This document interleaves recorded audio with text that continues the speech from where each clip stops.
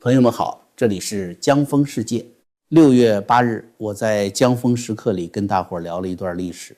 中共的最高领导人去访问朝鲜，往往是个政治罗生门，看着是风光无限的出访，结果走着走着就变成了政治生涯的最后走台。当年华国锋、赵紫阳去了一趟平壤，前脚刚出门，后院就起火，回来之后连大权都丢了。平壤那个地方对中南海的主人来说，似乎自带着一种难以言说的政治魔咒。那么这回塔尖上那位去平壤，这几天也就是6月8号去6月9号回，短短的几十个小时里又遇到了什么呢？表面上看，他顶着白晃晃的大太阳，在金日成广场上接受金正恩那套万邦来朝式的忽悠，听着仪仗队踩着鸭步高呼万岁，过足了老大哥的瘾。但在北京真正要命的根本不是平壤的红毯。就在他转身离开中南海的这2天里，北京的看守政府和华盛顿的死对头像是在桌子底下对了表一样，同时打出了3张牌。今天咱们就来好好扒一扒6月9号专机落地北京的这一天，老大的办公桌上究竟放着怎样的3颗暗雷。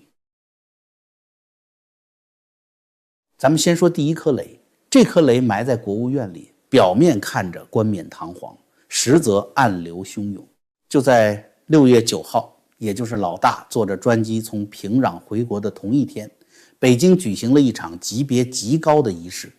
国务院任命的33个部门37名负责人依法进行宪法宣誓。这场仪式由国务委员兼国务院秘书长吴政隆主持，国务院总理李强亲自监视，内行看门道，外行看热闹。很多朋友可能会觉得，这不就是个例行公事吗？官员上任走个过场而已。你要是这么想，那可就低估了中共官场里那种把戏做足、话里有话的传统手艺了。在中共的政治语境里，拿宪法说事儿历来是个技术活，有时候更是个政治道具。大家可能还记得2023年两会外长记者会上的那个名场面，当时还是春风得意的新任外交部长秦刚，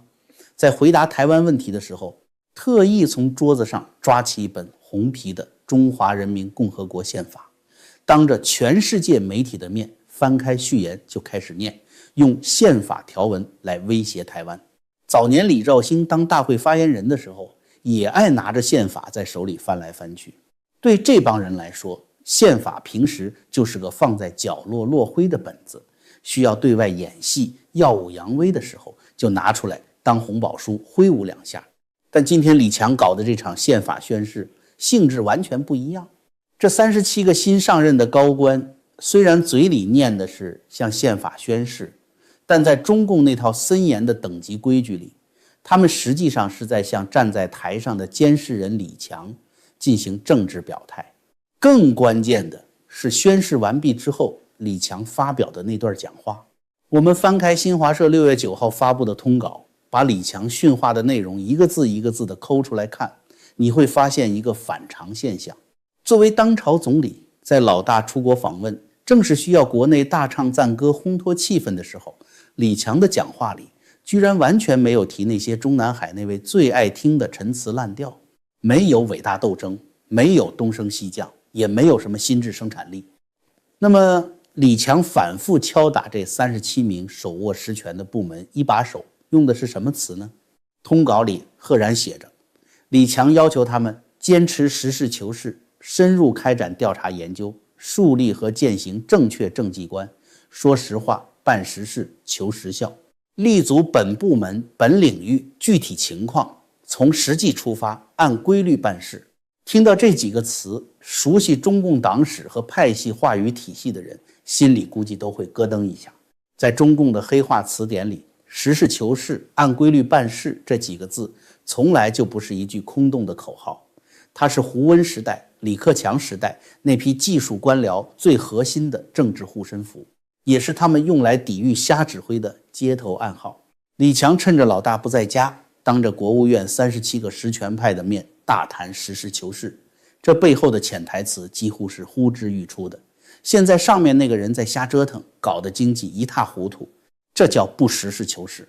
你们今天既然在我这儿宣了誓，以后做事就要立足你们自己领域的具体情况，别跟着上面一起疯。这本质上就是国务院这帮务实派官僚在极左高压统治下的一次政治结阵与软抵抗。这不禁让人联想起我们开头提到的那段历史。1978年5月4号，华国锋坐着专列风风光光地去朝鲜访问，一待就是1个星期。就在他5月10号离开平壤，11号回到北京的这节骨眼上，邓小平在家里动手了。5月10号，邓小平授意中央党校内部刊物发表了实践是检验真理的唯一标准。5月11号，华国锋刚到北京，光明日报就把这篇文章公开发表了。邓小平就用实践检验真理这几个字，直接把华国锋的2个凡是给打成了历史的笑话，顺道把华国锋的权力根基给挫了。历史的韵脚总是如此相似。6月9号，当专机降落在北京机场的时候，中南海那位可能还沉浸在平壤的红毯和欢呼声中，但他不知道的是，留守北京的国务院大管家已经带着30多个部门的首脑，悄悄念起了当年推翻华国锋的那道实事求是的道习魔咒。如果说国务院那边是在搞软抵抗，那么党务系统里的老狐狸就已经开始明修栈道，暗度陈仓了。这就引出了老大办公桌上的第2颗雷，王沪宁的神秘新疆之行。根据官方的通报，6月5号到9号，中共政协主席王沪宁在新疆调研。大家先品一品这个时间线。皇上是6月8号出发去平壤的。按照中共的规矩，最高领导人出国进行重大国事访问，留守京城的常委们那都是要精神高度紧张，随时准备配合宣传机器大唱双簧的。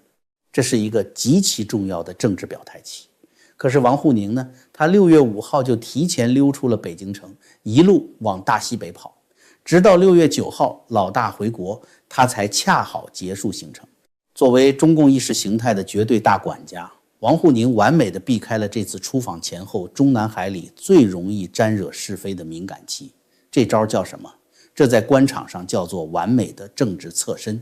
他既不用留在北京跟着皇上那帮人扯着嗓子喊万岁，也不用替平壤那场滑稽的会面背书。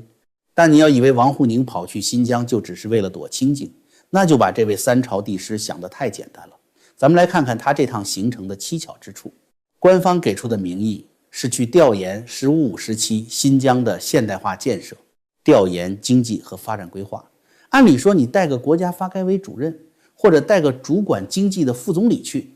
这才名正言顺。可王沪宁带了谁？新华社的报道里写得清清楚楚，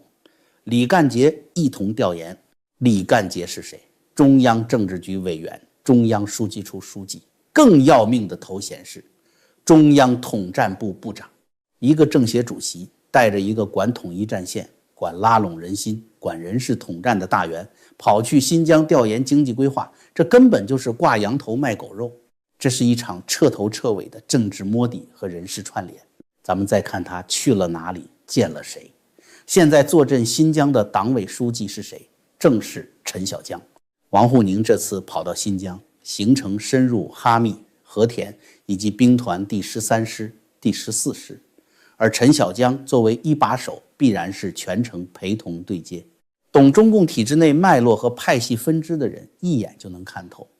陈小江这个人履历非常特殊，他是正儿八经从武汉水利电力学院毕业，在水利系统一路爬上来的。而中共的水利系统大家都知道，那是当年胡锦涛时代最坚实的权力基本盘。陈小江带着浓厚的团派和温和派色彩，更绝的是他在空降新疆当一把手之前，还担任过中央统战部分管日常工作的副部长。这块拼图拼到这里，画面就非常清晰了。王沪宁这个人从复旦大学的书生一路走进中南海，历经江泽民、胡锦涛2任总书记，被称为三朝不倒翁。他靠的是什么？靠的绝不是什么理论贡献，而是狗一样灵敏的政治嗅觉。每一次权力中心发生动摇，老船长要翻船之前，他总能第一时间嗅到危险，并且提前找到下一艘救生艇。眼下的局势，国内经济已经是烂泥扶不上墙，房地产暴雷，地方债务崩盘，体制内外的怨气已经到了临界点。国际上，老大跑到平壤去跟独裁小兄弟抱团，彻底把西方世界得罪光了。反对派在暗中不断汇聚力量。